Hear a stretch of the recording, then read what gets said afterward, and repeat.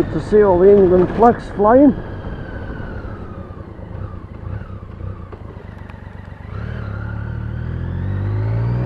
Due to what's going on in the country at the moment, the feeling of the country. Where's that look down some more?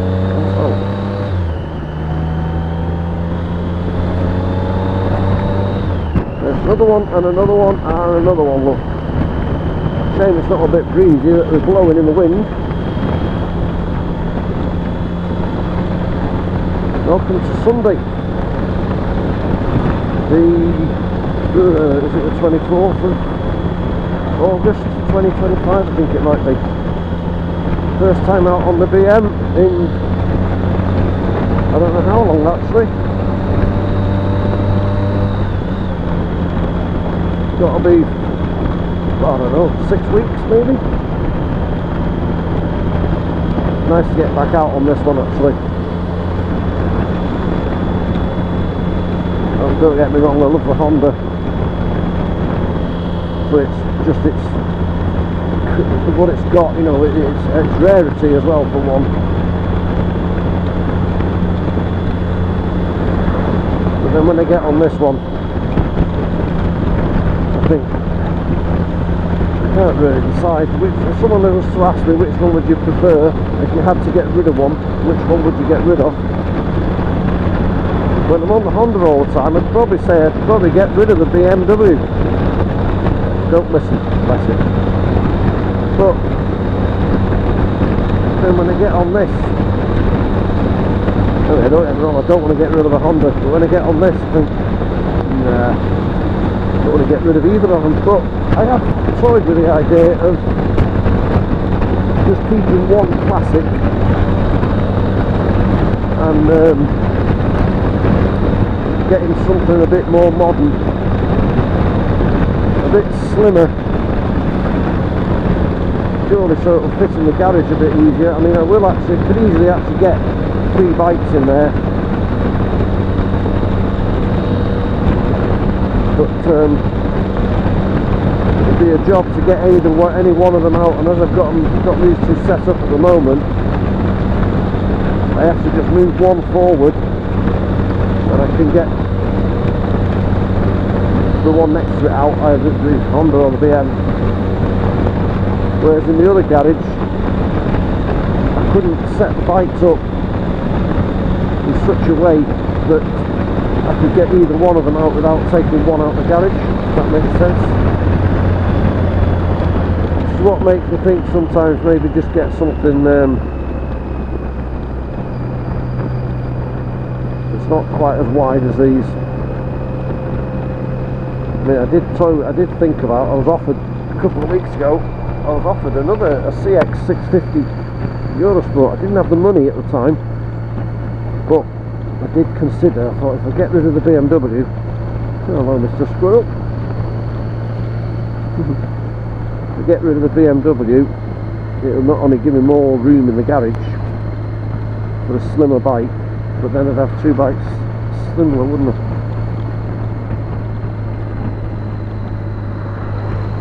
So, if it were you listening, and you're faced with possibly having to get rid of one of them, which one would you get rid of? The Honda's got style. It's you know, it needs a respray, it needs a bit of work doing on it. It runs like a dream. This needs a little bit of work, like all this black stuff here sorting out, which I will get round to doing.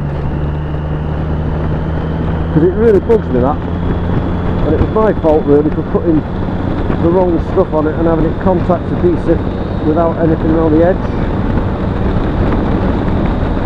So, or should I just keep, I mean, this bike that I'm on now, what year are we in now, 2025? It's been in our family probably since around about, I don't know, 1992 maybe? So what's that? Oh, look at that old classic Rover. 92. How many years ago was that? 33 years ago. And the same for the Honda, even though I've sold the Honda twice. Was it twice or 3 times? Let me work it out. Bought it in 96. I kept that Honda till 2006, so I had it for 10 years, sold it to my dad. 2012 I think, 2011 I bought it back off my dad. Well, rather than just giving me back, but you know. Kept it till, I only had it a couple of years then, because I had a crap job. Well, it was a crap job. The pay was crap as well as the job, and I had to sell it. Couldn't afford to keep it running. I don't know if I've told this story before.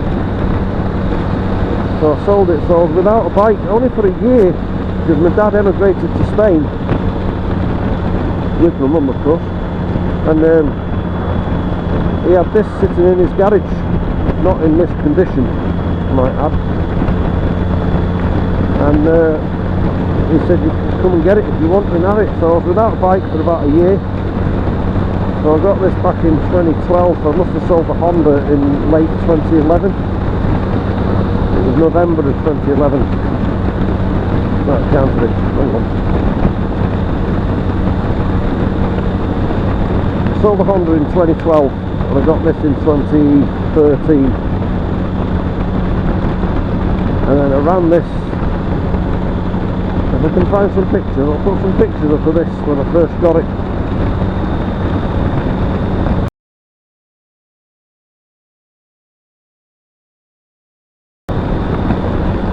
So I ran this for about 5 years. I did give it like a bit of a rattle can job to get it a bit of a uniform colour.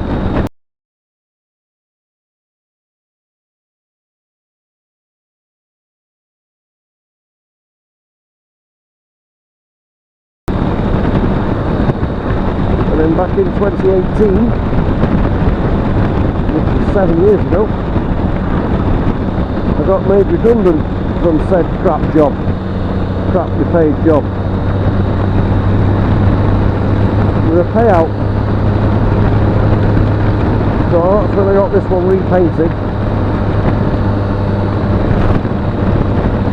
And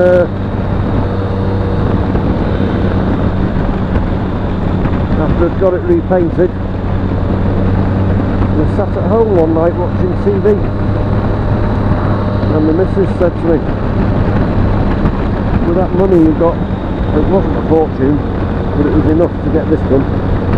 She said, I'm surprised you didn't buy that Honda back. Well, she planted the seed then, didn't she? So I thought, oh, because I knew the guy hadn't used it for a couple of years.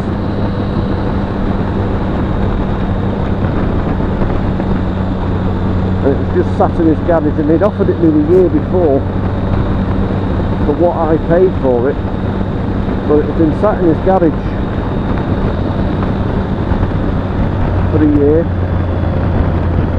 There's something, smoke fire there. Yeah, sat in his drop back. Sat in his garage for a year, and I offered him 600 quid.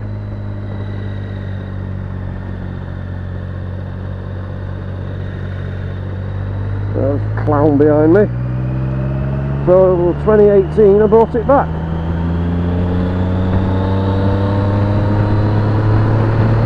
So when I got the Honda, I did have to put 2 silencers on it. They weren't brand new.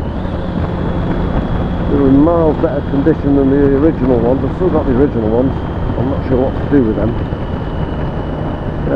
What else did I do to it? Major jobs was re-chromed the forks, which it had needed doing for a few years really. It scraped through MOTs because of that.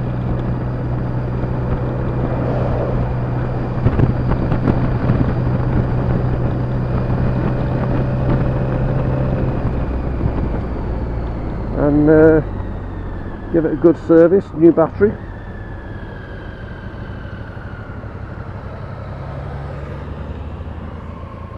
It's since had a couple of new batteries.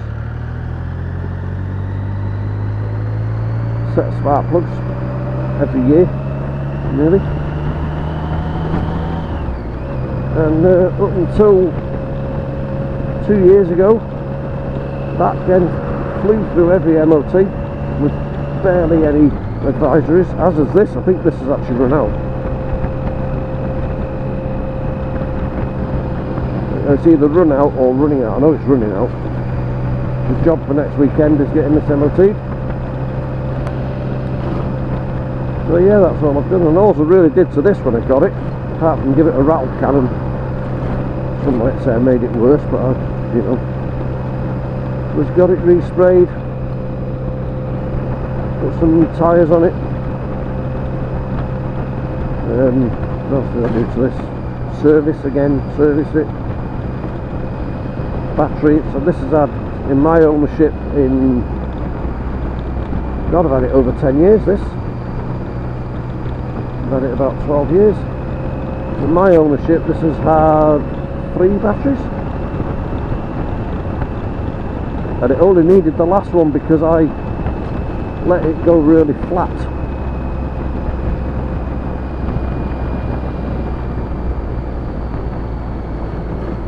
So I've got gel batteries on these,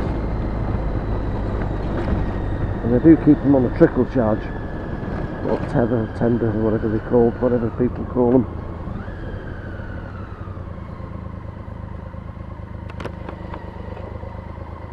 This is the market town of Ashbourne. They're doing some major work down that road there. I don't know what's going on down there.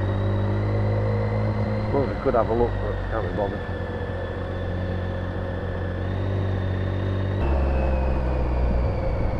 Point of no return. Well, if I jumped the lights, which I didn't, I went through on amber. The car behind me definitely jumped the lights.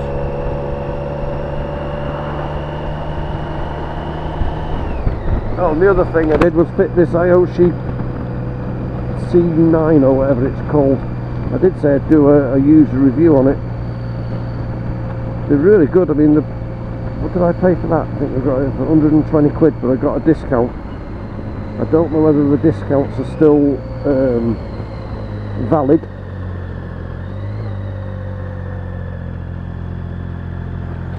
Or whether you can still get the discounts, I don't know. But I think I only paid about 120 quid for it. It gives you, as you can see, it's got the sat nav going, it's linked to my phone. The phone's safely stored in my pocket. And if you link a headset to it, you can actually play your music through the phone. You can answer phone calls. The headset I've got gone flat. I've got so I've not had that linked. I've got the sat nav on. Not that I need sat nav, you understand? Excuse me.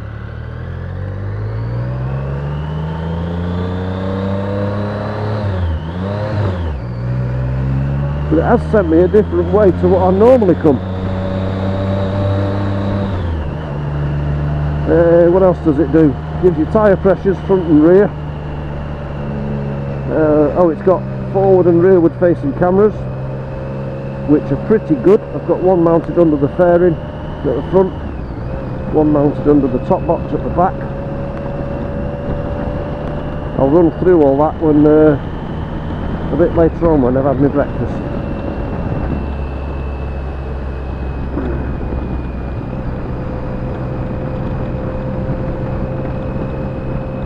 Giving us an ETA of 19 minutes. What time is it? No, it's only 20 past 8. It doesn't open until 9 o'clock. I like to get there a little bit earlier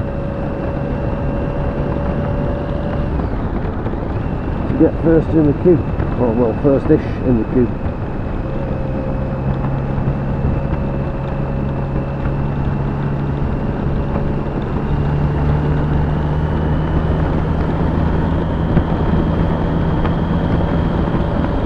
So yeah, when these Ioshi, however you say it, is it Ioshi? Ushi? When they came out, I think it was last year I fitted that. They were all the rage, everyone was getting them. The other advantage to it as well, of course, is, I mean, you can get like quad mounts and stuff. I do need to angle it a little bit better. level it off, get a ball mount for it. But like I say, the other advantage is it does everything your phone would do if it was on a mount, but your phone's safe and secured, either in your top box, your pocket, your tank bag. You know, it's never, your phone's never going to get damaged, is it? And that thing's never going to come off. And it's linked directly, well, as you've seen with the wiring in video, it's linked directly to a switch live. So as soon as you switch the ignition off, it goes off.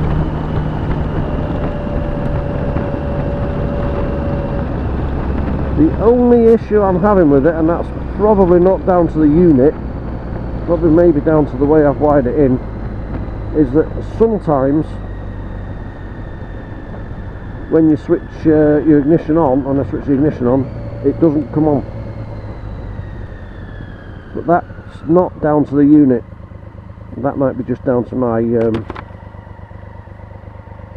my wiring skills, or lack of. But yeah, other than that, I mean, you can see it's playing music. It's not actually playing music at the minute. Oh, yes, it is. There we are. It keeps trying to play music. But other than that, yeah, for 120 quid, you've got all your phone things down the side there. It's, in my opinion, it's worth the money, especially if you're doing a lot of touring and stuff like that. The only thing I would say is if you don't have, I guess this is a user review.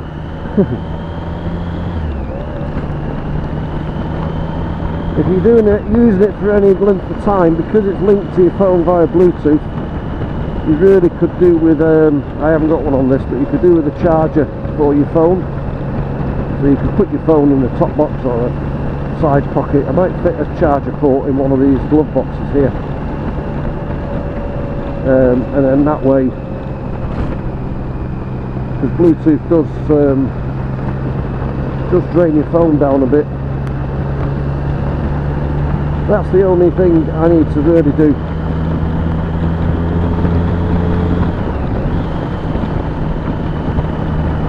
Went for 5th gear when I was already in 5th gear. I need to get one of those key rings. A mate of mine's got one, and it's just a tag, and it's got 1, 2, 3, 4, and then it's got 5, 5, 5, 5, 5, 5, 5. With how many times are you in 5th gear, especially on this because it's quite high revving, in 5th gear, and you go to put it into another gear, because it's like now it could really do with another gear. The K100 is a bit low revving, bit more low revving than this. So at this sort of speed on a K1 or a K100, I mean this is pulling. It's done something there. This is oh, that's another thing it'll do. If you've got your comms set up to it, which I haven't, and a WhatsApp thing comes through, which has just come through, you can play it out. You can play out the message through your headphones in your helmet. So you just one touch, and it'll play out the message. There is a message that's just come through, but you can also you can just glance down at the message, and you can see whether it's worth reading or not. And if it's really important, obviously you pull over.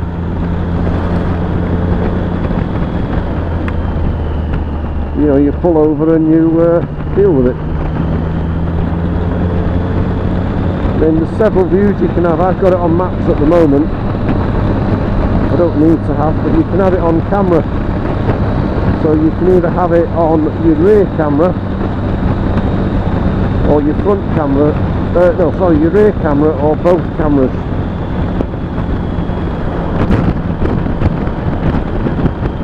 I don't really need to see on there what I can see. Oops. I don't really need to see on there what I can see in front of me, and I don't really need to see behind me on there because I've got mirrors. Yeah, there was a discount code. There were several YouTubers. I used, I think it was Roadcraft Nottingham or something, whatever his code was. I don't know if it's still valid. I shall have to ask him. There's a bit of wood in the road there.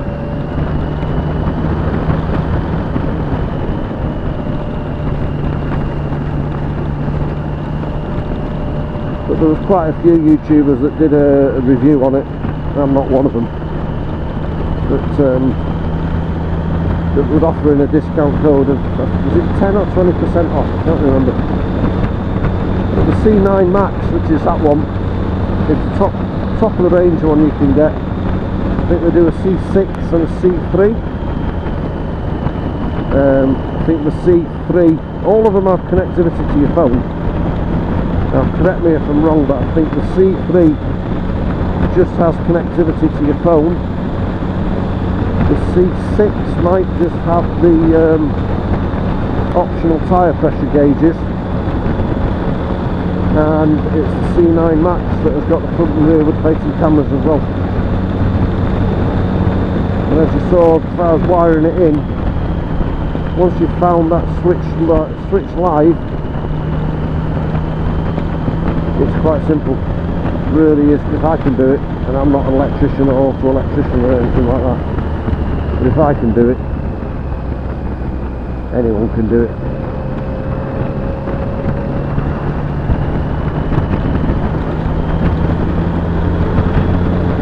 So yeah, on the way back I shall do a little stock review of it, and I'll go through. I mean, most of you have probably seen these things by now.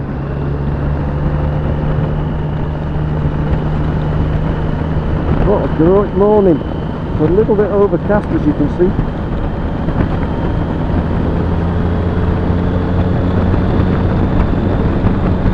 No rain in the forecast. They were threatening some kind of hurricane coming in today. That might have gone further north, maybe. Yeah, it's definitely nice to get back out on this.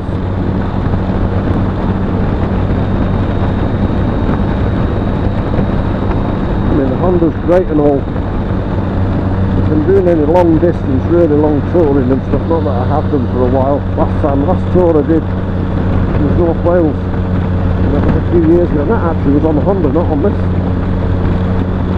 But if I did it again, I'd go on this one.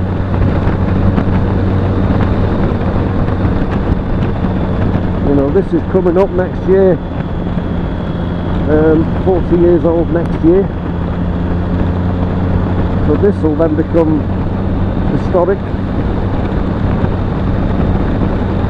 tax and MOT exempt. But this MOT I'm going to be doing next week will probably be the last one I'll ever have done on it. Well, no, it'll be the last one it'll legally need doing. I'll probably keep it MOT'd. Maybe, I don't know. Having said that, I haven't MOT'd the Honda.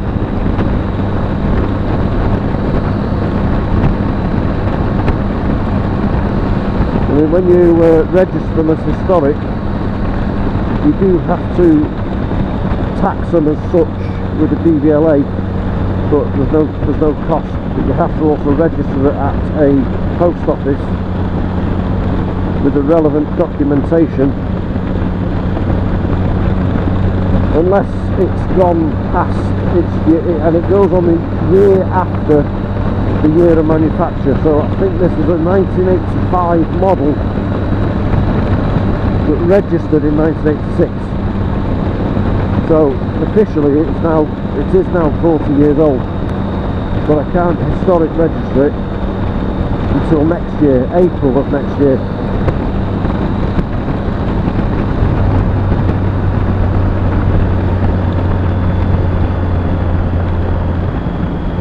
But with the Honda, because it's on an A plate, which is an 84. I was going to say then I've lost the train of thought. Yeah, because the Honda was on an A plate 84, if I did it on year registration, then it wouldn't be till this year that I could register it as historic. but because I got in touch with Honda UK and got the manufacturer's certificate saying, you know, it actually says, there's quite a lot of information on it actually, it says not only the year of manufacture but the factory that it was built in, the exact date of manufacture.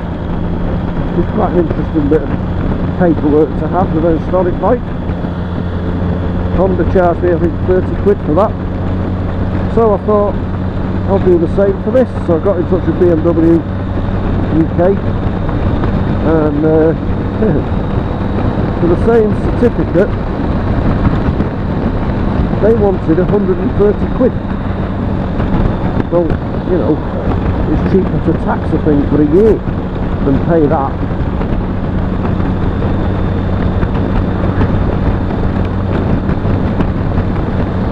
So that's what I did. Sunshine coming out now, hopefully.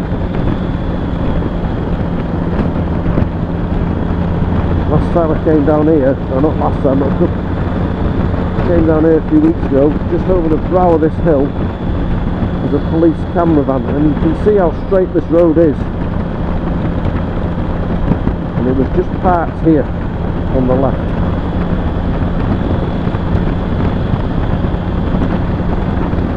There is a 50 limit along here. Make of that what you will look at that there. It's stunning. The Peak District is absolutely stunning. I've said it a million times, but every corner you turn, and even if you see the same view again and again, never gets tired, never gets boring, does it?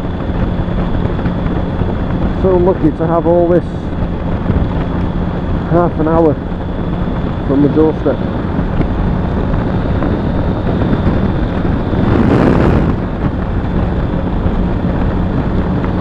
That'll be one of the nicest parts of the UK, I reckon. Probably the Lake District comes close to it.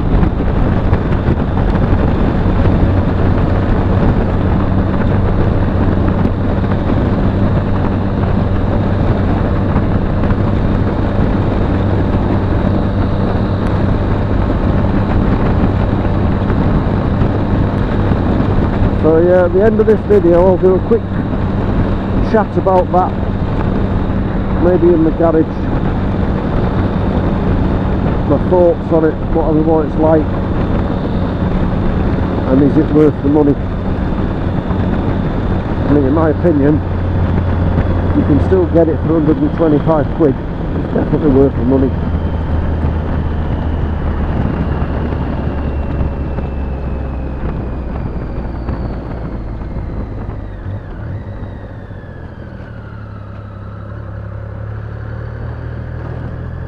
Oh, blinker came, it didn't work then.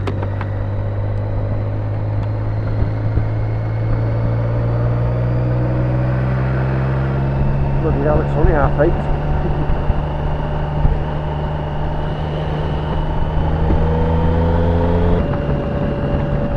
This is the view, just at the top of this hill here, the view that I never tire of seeing every time I come down here. This is why we do this. Not come to Monash for tea, but this is why we do it. This is why we come out on the bikes. It's just nothing for miles and miles, apart from the odd farmhouse. Look at that. Absolutely.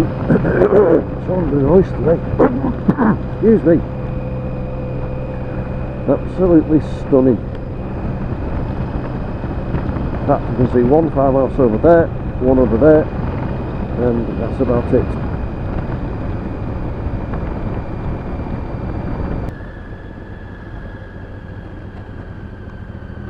Smile off those ladies.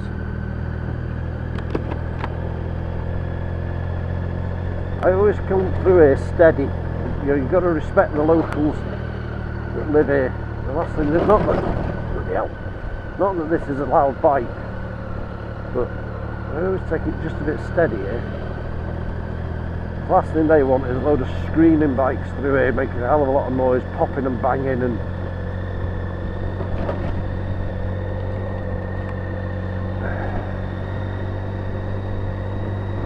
for no reason at all.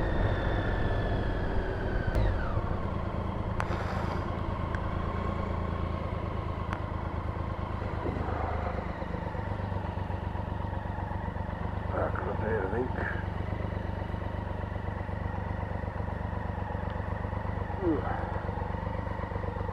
How do? No traffic. Hey? No traffic. Great, isn't it? Yeah. Yeah, nothing.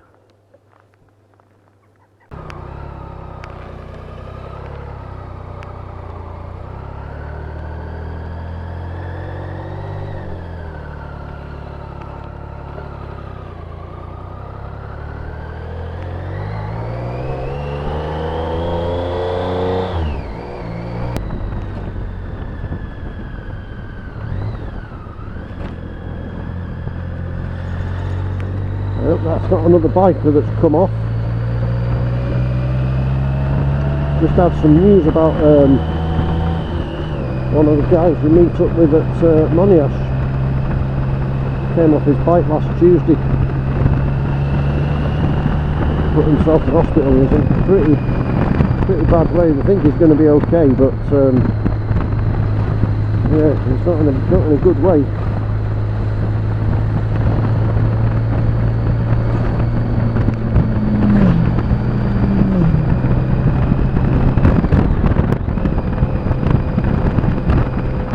So yeah, and then seeing that ambulance there with them two bikes, I don't know whether it was to do with them two bikes or... We'll turn in here.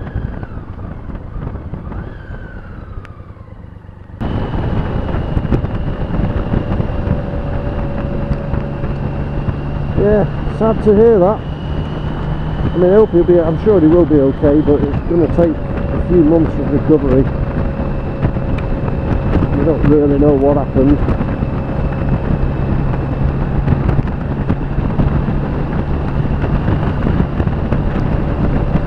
But I'm sure he'll be back on his two wheels as soon as he possibly can.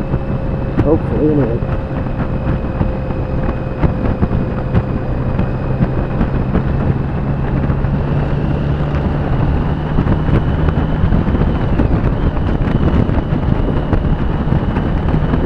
Nasty off anyway.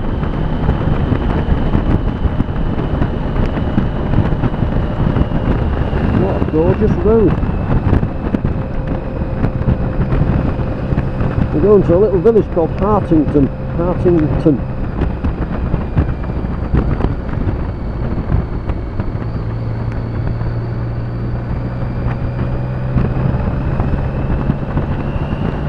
Apparently there's a cheese shop here. I don't want any cheese, but we're just going for a little ride.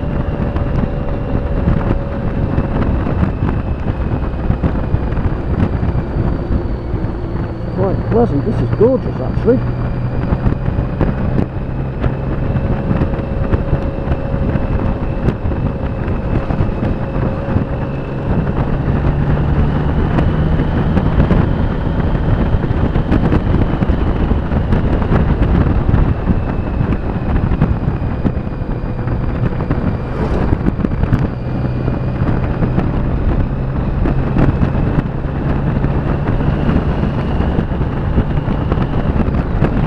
There we go again, going for fifth gear when I'm already in it.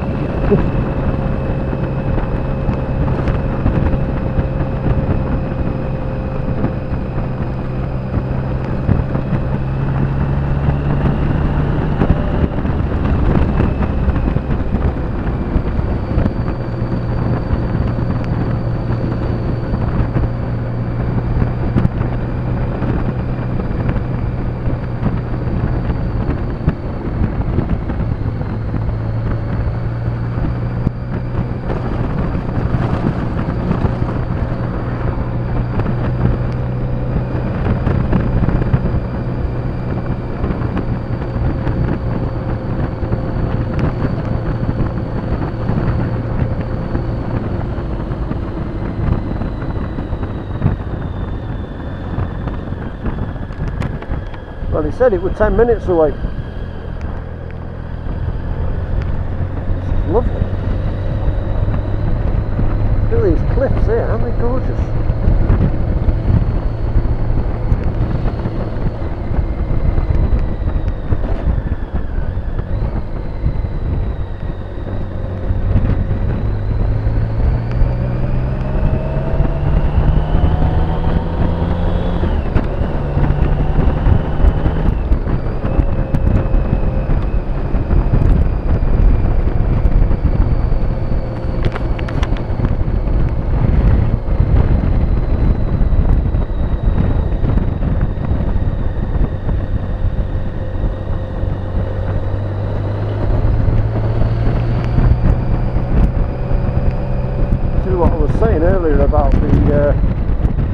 District. Every corner you turn, you've got all this, and this sometimes when you come off the beaten track, like the 515 and the A6, you miss all this. This is beautiful. It really is beautiful. Beautiful.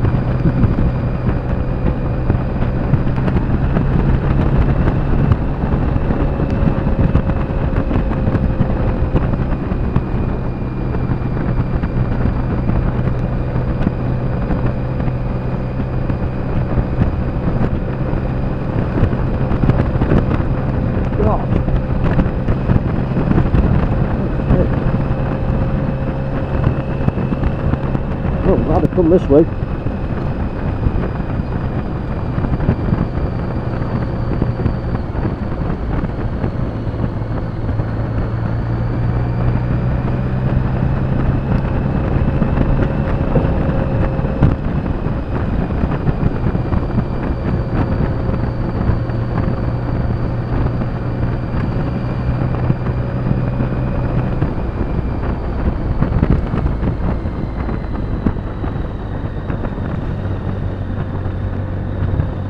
Stunning.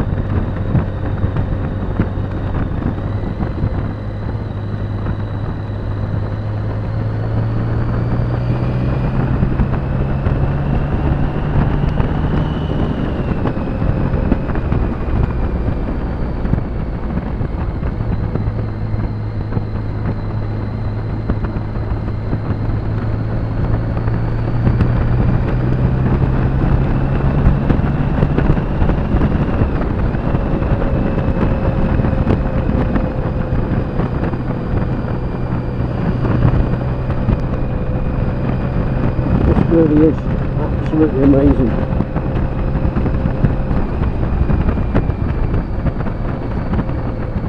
This is what it's all about, isn't it? Wow, look at that. Oh.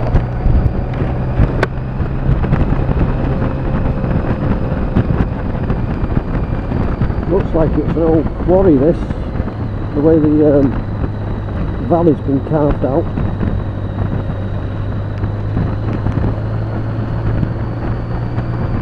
Bloody hell.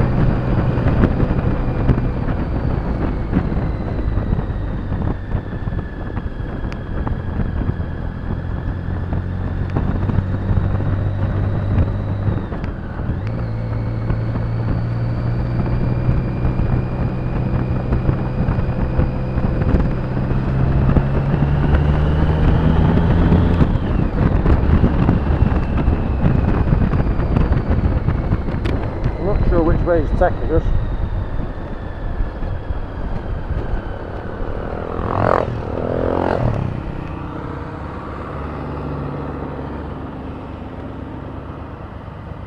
Road markings are pretty shocking here.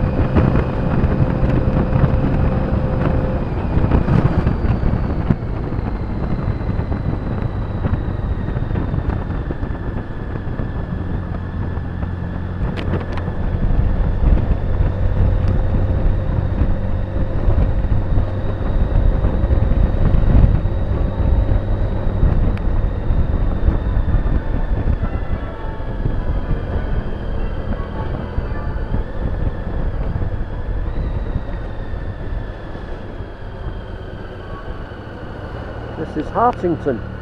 Is it Hartington or Hartingdon?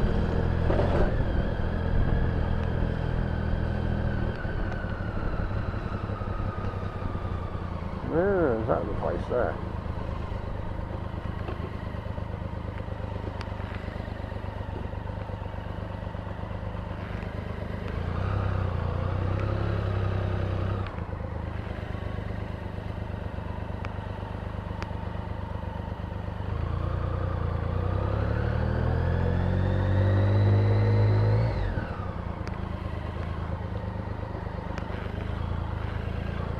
Where's it gone? Where is that?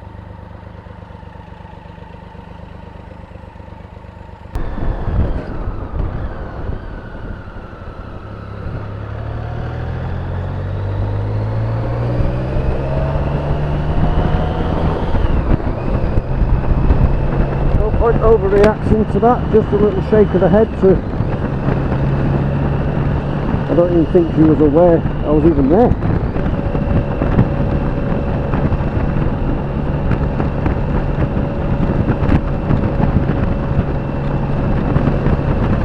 Well, it's been a gorgeous day. Apart from the sad news about a friend of mine coming off his bike. He's in not intensive care, what do they call it? Critical care. Is that worse than intensive? I think it's kind of on par, isn't it?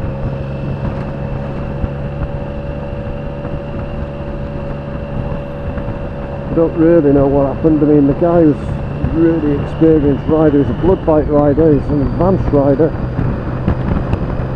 so maybe there's more to him. It's just coming off. He blamed the undulations on the road on the A57 at Snake Pass, which is a notorious road. I've never actually ridden it myself, but I do hope that he makes a speedy recovery. Ronnie Ash hasn't been the same without him. If you're listening, and if you're watching, get well soon, mate.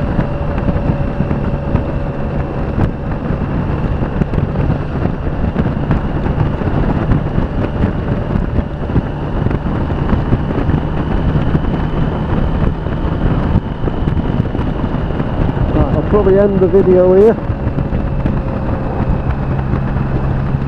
So, hope you enjoyed it as much as I enjoyed making it and riding.